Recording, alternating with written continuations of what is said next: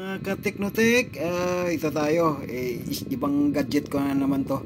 Ito pang ano lang to, pang discharge, tapos capacity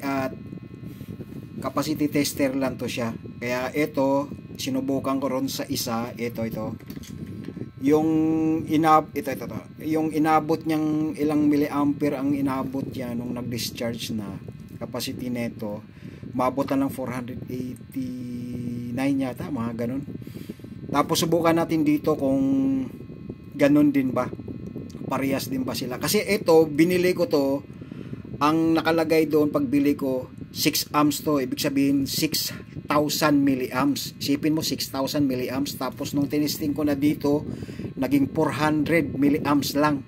Ang layo ng diferensya. Kaya ito naman, subukan natin yung isa. Pero unang-una, bago nyo gagawin to, mag-discharge dito, kailangan full charge to.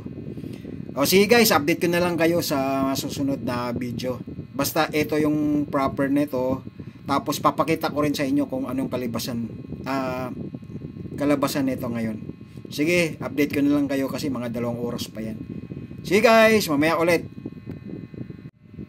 Hello guys, ito yung karugtong update tayo kasi ito 1 oras kalahati yata bago siya nag-ano. Yan, nakikita nyo yung EH nagpa-plus. 444 ang reading niya. So, ganon talaga. Hindi talaga daming peke ngayon, kaya mag-ingat na lang kayo. Ito na, peke na ako dito. Akala ko 6,000 milliamps. Ano lang pala, 444 lang pala. Wala pang kalahating amperahe.